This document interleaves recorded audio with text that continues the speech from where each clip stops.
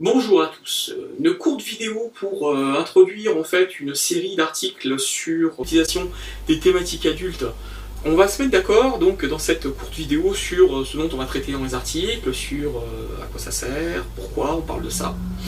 Déjà, les thématiques adultes, c'est quoi? Alors les thématiques adultes, c'est toutes thématiques qui vont faire appel à la violence, qui vont faire appel au sexe, qui vont faire appel aussi au gore, à tout un tas de choses en fait qu'on va pas retrouver habituellement, je dirais, dans un univers classique, de fantasy, etc. Ce sont toutes les thématiques en fait qu'on retrouve dans ce qu'on appelle le cinéma de genre. Alors, il y a souvent une question qui revient à chaque fois qu'on parle de ces sujets-là, c'est ah oui, mais qu'est-ce qu'il y a d'amusant à parler de violence? Alors, déjà deux choses. Je suis désolé, quand on joue à Donjons Dragon, qu'on lance les dés, qu'on explose de l'orque sans même savoir ce que c'est dedans, etc., on est dans le registre de la violence, grave. Par contre, on la décrit pas. Quand dans Star Wars, on a son blaster, qu'on allume, du Stormtrooper, on se pose pas la question que finalement, sur la partie, on a fait 150 morts. Pareil, on compte pas, c'est normal, c'est bien, on est des héros, des gentils héros du bien. Voilà. En fait, on va commencer à taper de la thématique adulte quand on va commencer à mettre le monde en niveau de grille. Et puis simplement, il y a du bien, il y a du mal. Parce qu'effectivement, poutrer le mal qui saigne pas, c'est toujours meilleur que de jouer dans un jeu contemporain où on va être sur une enquête, on va être sur les traces d'un tueur en série. Voilà. C'est des propos qui finalement peuvent arriver à la table. C'est très difficile d'édulcorer un scénario d'enquête à l'usine sur lequel où les joueurs vont être sur la trace d'un meurtrier. Si je voulais faire rejouer Jack l'Éventreur en JDR, je vois pas comment je ferais pour pas aborder de thématiques adultes. Voilà, simplement. Maintenant, est-ce qu'on peut s'amuser en essayant d'arrêter Jack l'Éventreur en 1890 à Whitechapel? Encore une fois, on parle souvent, on utilise souvent le terme on s'amuse, mais en fait derrière, c'est on se divertit. On peut très bien se divertir en regardant un film d'horreur, en regardant un film de genre. Ça reste un genre littéraire, ça reste un genre cinématographique, et il n'y a pas que dans le jeu de rôle où cette question se pose, elle se pose aussi dans le jeu vidéo, elle se pose aussi dans tout un tas d'autres domaines et d'autres loisirs.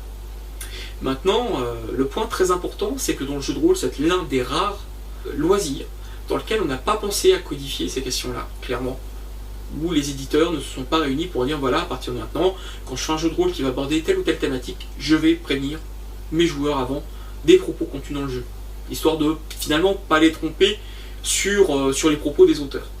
De mémoire, il y a un seul jeu où ça a été vraiment mis en avant, cette question-là, c'était pour Culte quand il est sorti en 95 ou 96, ça a fait tout un foin, oulala, un jeu pour adultes interdit au moins de 18 ans. Ben oui, mais c'est un univers de jeu qui reprend énormément de concepts et de codes des univers de Clive Barker. Les films Hellraiser sont tous interdits au moins de 16 ans ou 18 ans. Alors si on fait un jeu de rôle sur la même thématique, on va pas faire un jeu de rôle édulcoré, accessible à tout public. Après, si demain vous devez faire une animation en médiathèque pour des jeunes entre 12 et 16 ans, je pense que si vous allez leur proposer une partie de Culte, on est totalement hors propos. Voilà. Donc, aujourd'hui, dans le domaine du jeu de rôle, il n'y a rien qui le codifie, il n'y a rien, contrairement aux jeux vidéo, comme le système PEGI, comme le système 12 ans, 16 ans, 18 ans du cinéma. Dans le jeu de rôle, il n'y a rien de tout ça. Voire des fois, il y a même des indications qui sont assez limites, puisque quand on parle d'âge, on parle plus de niveau de compréhension pour un système de jeu. À aucun moment on se pose la question de niveau de compréhension pour appréhender les concepts qui sont derrière l'univers. Il y a pas mal de jeux qui abordent les thématiques adultes, ou qui vont être un terrain propice à les mettre en jeu. Bien sûr, juste derrière moi, par ici, là, ici, j'ai Dungeon World. Dungeon World n'est pas un jeu où les thématiques adultes vont ressurgir. Mais c'est pas un jeu qui est propice, c'est de la fantasy, donc on va pas forcément amener ce genre de thématique. Mais il y a tout un tas d'autres jeux où automatiquement on va avoir à parler de gore, on va avoir à parler de thématiques qui reviennent souvent dans les films d'horreur, on va peut-être avoir à parler de sexualité, on va peut-être avoir à parler de violence, contrairement à le Stormtrooper, paf, il prend un tir de blaster, il tombe. Dans certains autres jeux, on va automatiquement devoir parler de sang, de décrire la mort en fait. Voilà. À titre d'exemple, les jeux qui me viennent assez rapidement en tête, il y a simplement Vampire.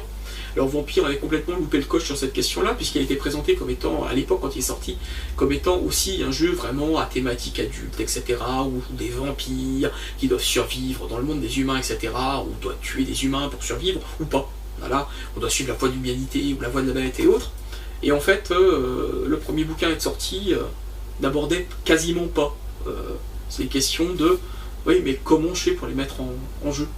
Ce qui fait que le jeu est surtout tourné au niveau de gros jeux de super-héros avec des vampires qui sont capables de tuer d'autres gros méchants vampires ou de gros méchants loups-garous. Autre jeu. Alors, on parlait de Donjons Dragons juste avant et de la plupart des jeux fantasy qui ne sont pas forcément des terrains propices à faire de l'horreur et du gore. Pas forcément. Il y avait un univers de fantasy gothique pour Donjons Dragons qui s'appelait Ravenloft, où on parlait de vampires, on parlait de loups-garous, on parlait de morts-vivants, etc., qui a pas mal tourné sur la thématique adulte, qui l'abordait aussi un peu dans les conseils sur comment gérer tout ceci. Voilà. Et alors, celui-là, connu, célèbre, alors pourquoi je montre cette édition? Donc ça c'est la 5e édition, qui date de 95, un truc dans ce genre-là.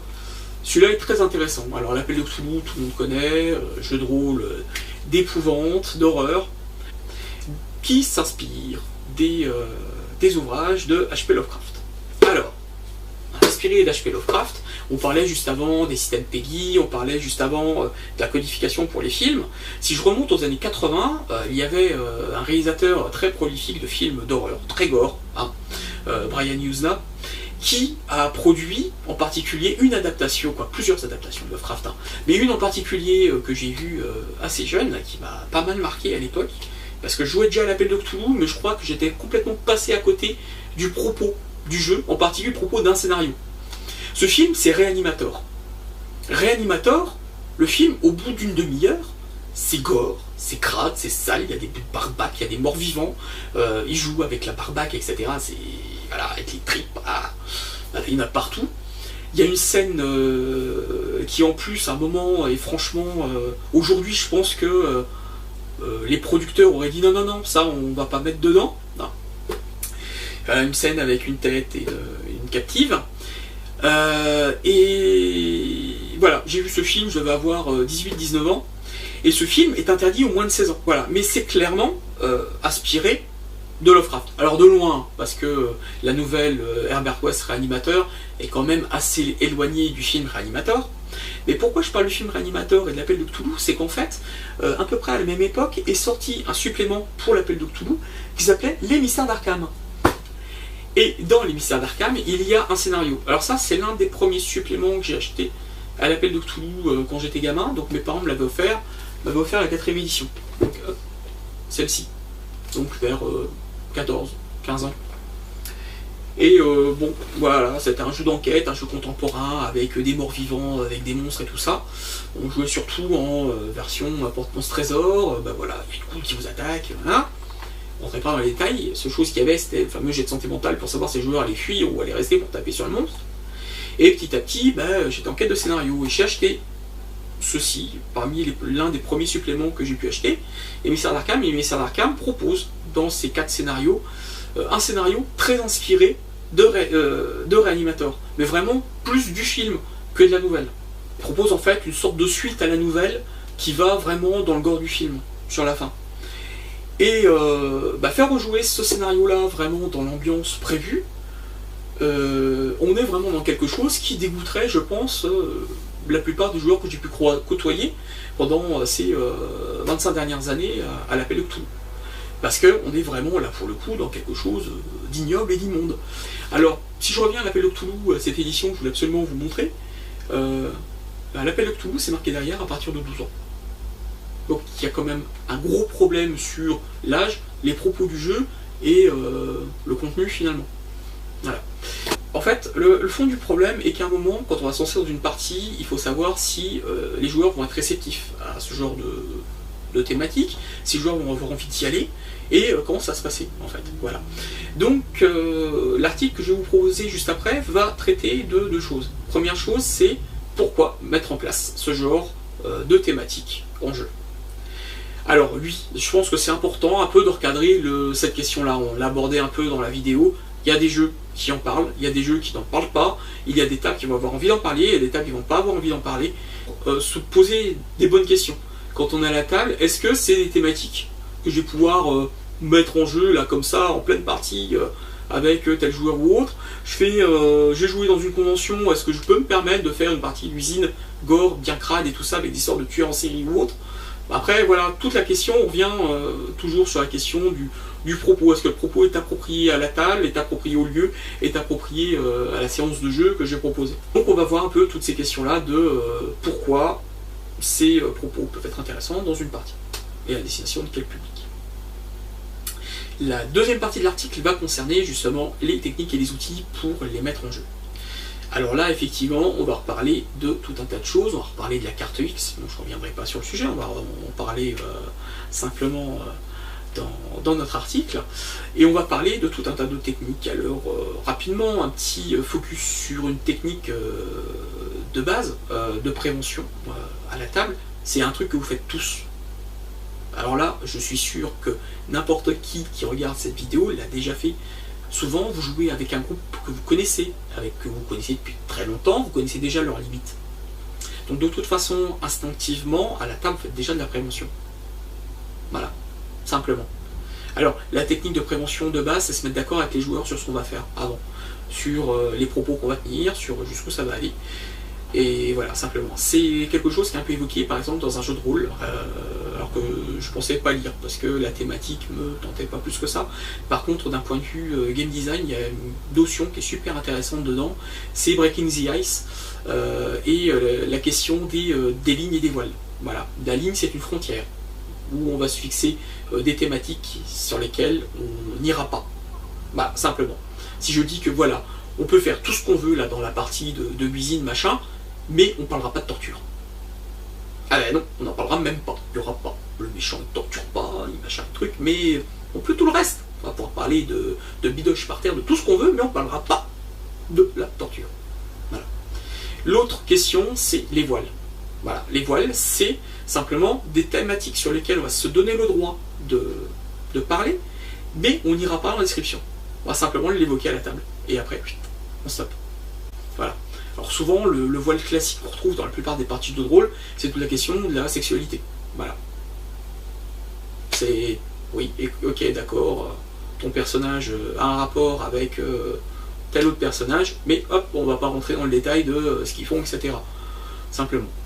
Alors, mais en fait, ça correspond à des techniques qui peuvent être mises en place pour tout un tas d'autres thématiques. Voilà. On parlait tout à l'heure des Stormtroopers et du fait qu'ils tombent sans lâcher une goutte de sang. On peut très bien mettre un voile sur les cadavres. C'est ce que fait finalement Star Wars. Voilà. Et vous voyez, là on a parlé de 2-3 petites choses et finalement ce sont sans doute des pratiques que vous avez déjà à table, mais que vous n'avez pas forcément formalisé clairement. Voilà, simplement. Donc il n'y a rien de dramatique, il n'y a pas besoin de commencer à sortir le bûcher ou à vous préparer à taper sur vos claviers, prêt à répondre à ce deuxième article qui va parler des différents outils de prévention. Voilà, oui, effectivement, ce sont des choses intéressantes à aborder et à appréhender pour pouvoir justement mettre en œuvre des thématiques adultes à la table, sans faire n'importe quoi. Parce qu'en fait, le plus gros problème n'est pas la thématique adulte, le plus gros problème est le fait de la faire jaillir comme ça de n'importe où, de sortir complètement du propos initial du jeu, sans trop que les joueurs soient au courant, voire même sans trop que le MJ soit au courant, hein, parce qu'on parle souvent c'est le MJ qui l'apporte, mais ça peut aussi être un joueur qui peut apporter une thématique adulte, et que ça devienne inapproprié à ce moment-là, parce que sorti du contexte, parce que pas avec une table réceptive ou autre.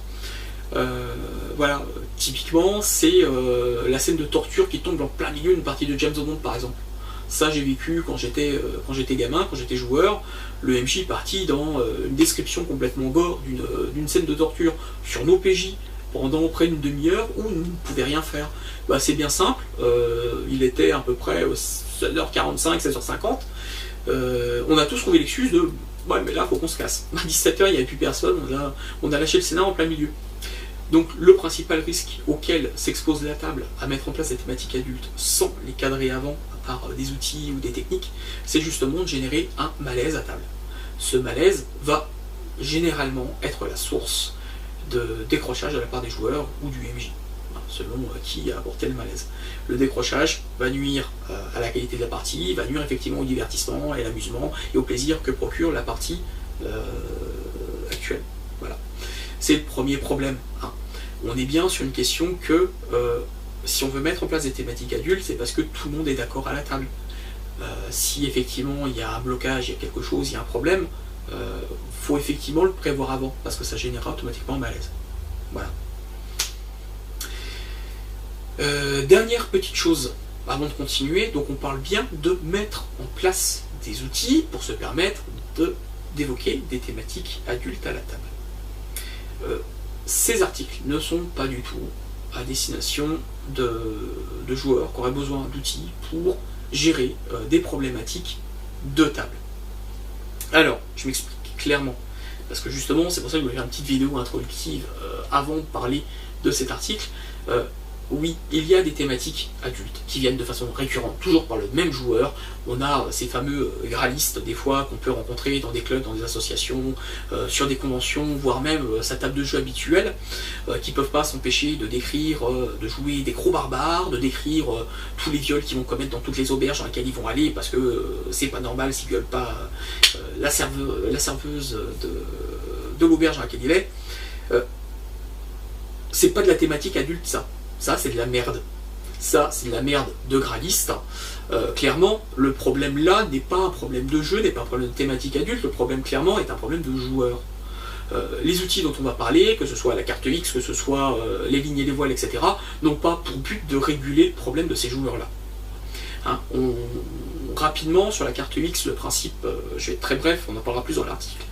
C'est une carte sur la table qu'un joueur va désigner si à un moment ou à un autre, il sent que là, on est allé trop loin. Donc on n'a pas tracé de frontières vraiment définies avant de jouer, de ce sur quoi on avait parlé, on se laisse avancer, et là à un moment il y a un truc où là ça va pas, non, on n'y va pas, même pas, là ça me plaît pas des masses. C'est pas un outil de blocage, hein, c'est pas un truc pour désigner tel joueur est en train de dire une connerie donc je montre, etc. Hein, c'est bien un truc pour limiter la narration en fait à un moment et dire attention, là on va trop loin, donc on essaie de revenir un peu en arrière, voilà, présenter la chose différemment. Tous ces outils-là, effectivement, pour des questions de fluidité, on va pas faire un break à chaque fois, mais qu'est-ce qui va pas, qu'est-ce que machin, qu'est-ce que truc. Hein. Bien sûr, c'est une question de fluidité après à la table. Hein, parce que le but, c'est pas de transformer une partie qui pourrait tenir sur 4 heures en partie de 8 heures, parce qu'on a fait 50 débats sur chaque petit problème qu'on a pu rencontrer pendant la partie. Donc, effectivement, l'un des grands principes est souvent que, sur le coup, on n'en parle pas, on passe à la suite. Non, clairement, un problème avec un joueur... dans la partie, c'est pas ces outils-là qui sont adaptés. Dans la partie on stoppe, dans la partie on en parle, dans la partie on l'aborde tout de suite, et voire on exclut le joueur. Ou il y a énormément de conventions aujourd'hui qui mettent en place des chartes qui permettent justement de savoir à qui s'adresser quand il y a un problème avec un autre joueur ou quelque chose, et d'en parler. Hein. C'est un point qui est extrêmement important. Ces outils-là ne sont pas là pour régler des problèmes entre joueurs. Ces outils-là sont là pour permettre une table de joueurs d'aborder des sujets qui les intéressent, qu'ils ont envie de mettre en jeu, mais qui peuvent toucher des points sensibles. Voilà, c'est tout. Donc on est bien d'accord. On n'est pas en train de... Ce ne sont pas des outils qui sont pour but de réguler les problèmes relationnels entre joueurs. Donc voilà, donc pour conclure, cette deuxième partie va parler d'outils qui permettent de ne pas édulcorer systématiquement les propos d'un jeu, comme on fait trop souvent, hein, transformer l'appel de Cthulhu en un poisson trésor avec un jet de santé mentale pour savoir si vous allez attaquer ou pas, et qui ne va pas rendre crétin l'usage de thématiques adultes à la table. Et pas mettre en avant ces thématiques comme une bande d'ados prépubères. Voilà. Et dernière chose, donc, ces outils-là ne sont pas faits pour régler les problèmes relationnels entre joueurs à la table. Donc merci d'avoir regardé cette vidéo, les articles arrivent très bientôt. Et n'hésitez pas, si vous avez des retours, des commentaires à faire, à les laisser sous cette vidéo ou à les laisser dans l'article. Très bien, bonne journée et à très bientôt. Au revoir.